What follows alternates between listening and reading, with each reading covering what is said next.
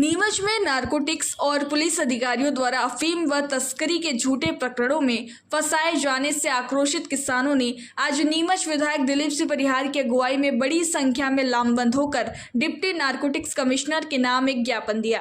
Narcotics कार्यालय पर जोरदार विरोध प्रदर्शन किया गया। किसानों का कहना था कि नारकोटिक्स अधिकारियों और पुलिस द्वारा निर्दोष किसानों को झूठे केसों में फंसाया जा रहा है। हाल ही में एक किसान के पास से 4 किलो 600 ग्राम अफीम पकड़ी गई और उसमें 63 किसानों के शामिल होने की बात करते हुए बेकसूर काश्तकारों को परेशान किया जा रहा है। किसानों का कहना है कि अक्सर इस तरह के मामले सामने आ रहे हैं। दरअसल जीरन के ग्राम बरखेड़ा सोंधिया के एक अफीम काश्तकार को 11 मई को नारकोटिक्स के अधिकारियों और पुलिस द्वारा अफीम प्रकरण में गिरफ्तार किया गया है। अफीम किसानों का कहना है कि गिरफ्तार किसान और द्वेषता व रंजिश रखते हुए गाँव के किसानों के झूठे नाम नारकोटिक्स अधिकारियों को बताए जा रहे हैं। अब अधिकारी फोटो वीडियो बनाकर लोगों को परेशान कर रहे हैं और बोल रहे हैं कि ऑफिस आकर बात करनी पड़ेगी।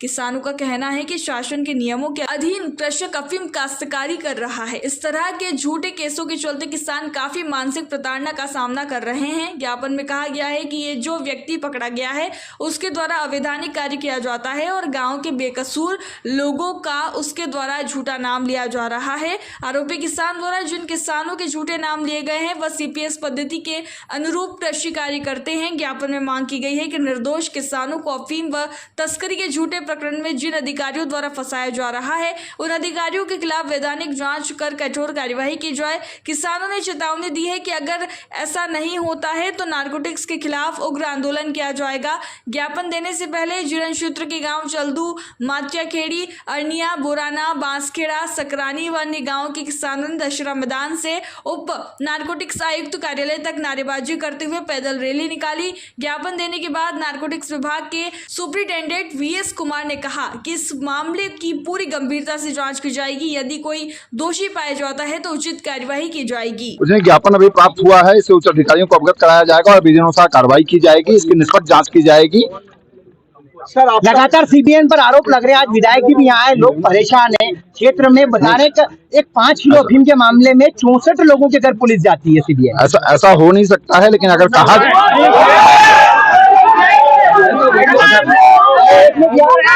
क्योंकि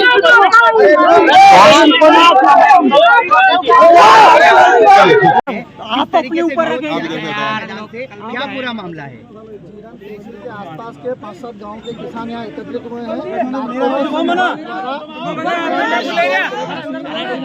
अरे रुक जाओ आदमी। अफीम के साथ किसी व्यक्ति को गिरफ्तार किया है। उस व्यक्ति को जबरन साथ में लाकर निर्दोष किसानों के घर ले जाया जा रहा है। उनके घर का वीडियोग्राफी की जा रही है और फोटो खींचे जा रहे हैं और उनसे किसानों के परिवार से बोला जा रहा है कि आपको वापिस आके बात करनी होगी और जबरदस्ती झूठे प्रकरण में निर्दोष किसानों को फंसाया जा रहा है। उसके लिए हम नीमच जिले से सभी किसान एकत्रित हुए हैं माननीय विधायक जी के नेतृत्व में और यहाँ पे ज्ञापन देना है। 600 के घर पहुँचे थे, क्या लोग रहे थे, कौन अधिकारी थे? लगभग 23 से 24 किसानों के घर पहुँचे हैं और इनकी सूची लगभग 63 से 64 लोगों की है। अभी और अन्य घर जाने वाले थे, लेकिन इनको पता चला है कि कल कार्यालय पर ज्ञापन देने आएंगे, तो उसके कारण ये अभी दबे हुए हैं। मेरे पास भी कई लोगों के फोन आए हैं कि आप आके रात को मिल लो और ज्ञापन मत देना, नहीं तो हम किसी को बचा नहीं पाएंगे। अगर इस मामले में ठोस कार्रवाई नहीं हुई तो आप क्या अगला कदम किसानों का किया जाएगा? किसान एकता के साथ, समस्त जनप्रतिनिधियों के साथ, और उसकी सारी जवाबदारी नारकोटिक्स विभाग नीमच की रहेगी। अभी आपके साथ विधायक भी आए हैं और क्या मांग की जा रही है? विधायक जी के साथ हम सभी किसान यहाँ नारकोटिक्स ऑफिस आए हैं। हम चाहते हैं कि जो भी निर्दोष किसान है उनका नाम इस प्रकरण में नहीं हो और जो दोषी है उसके ऊपर कठोर ज्ञापन के बाद क्या आश्वासन मिला है? अभी हम अंदर जा रहे हैं, अधिकारियों से चर्चा करते हैं, उसके बाद। आपका नाम? महेंद्र सिंह शक्तावत, जिला अध्यक्ष सरपंच संघ नीमच। आए हैं सीबीएन पर वसूली को लेकर। यार अरे ईरानी अंकल थोड़ी आईडी नीचे आराम से आपकी थोड़ी यहाँ पर वसूली को लेकर आरोप लगे हैं, क्या कुछ मामला और क्या कहेंगे? नारकोटिक्स ब्यूरो लगातार इस संबंध में काम करती है, अफीम के संबंध में, अवैध अफीम के संबंध में। किसी को ये जानकारी मिली है कि कल ये जब इन लोगों ने मुझे ज्ञापन दिया था, माननीय सांसद सुधीर गुप्ता जी से मैंने विस्तृत में चर्चा की और उनने उच्च अधिकारियों से भी बात की है।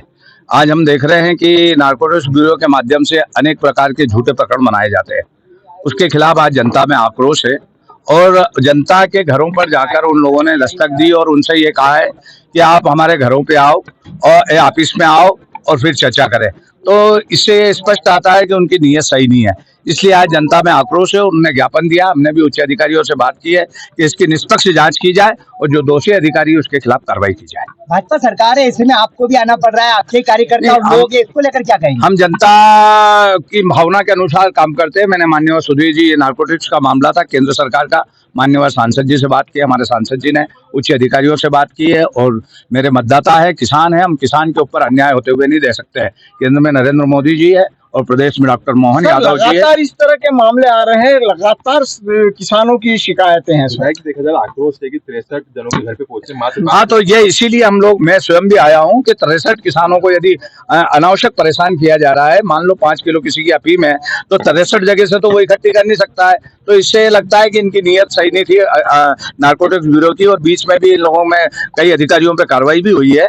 और आज भी हम यही मांग कर रहे हैं कि जो निष्पक्ष इसकी जांच हो और जो दोषी अधिकारी उसके खिलाफ कार्रवाई मिला यहाँ पर अधिकारी? अभी उन्होंने कहा है कि हम इसकी निष्पक्ष जांच करेंगे और कार्रवाई करेंगे। जयराम जी, किशन काका, राम राम भाई, राम राम। क्या दोनों भाई बैठ के क्या हिसाब लगा रहे हो? ऊटी लहसुन के भाव आ गए क्या? अरे नहीं रे दादा, ये अपना रमेश नया मकान बनाने के लिए लोन ले रहा है। हिसाब किया तो पता चला कि लोन का पैसा तो ईंट और रेती में ही पूरा हो जाएगा।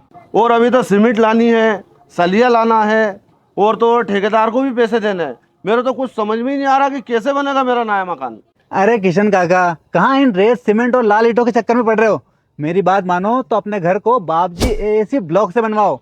इसमें ना सीमेंट और रेत की जरूरत होती है, ना ही तराई करने की झंझट। और लाल ईंटों के मुकाबले आपका मकान काफी तेजी से बनकर तैयार हो जाएगा। इससे आपके पैसे तो बचेंगे ही, साथ ही मजबूती ऐसी कि सालों साल देखने की जरूरत नहीं। और इससे आप अपना मकान ही नहीं, कुएं और खेत की बाउंड्री वॉल भी बनवा सकते हो, जिससे रोजड़ों की समस्या भी खत्म हो जाएगी। वाह भाई, ये तो कमाल की चीज है। फिर तो मैं अपना घर बाबजी ब्लॉक से ही बनवाऊंगा। और मैं अपने खेत की बाउंड्री वाल। ज्यादा जानकारी के लिए स्क्रीन पर दिए गए नंबर पर अभी कॉल करें। बाबजी एएसी ब्लॉक्स, स्टील से मजबूती।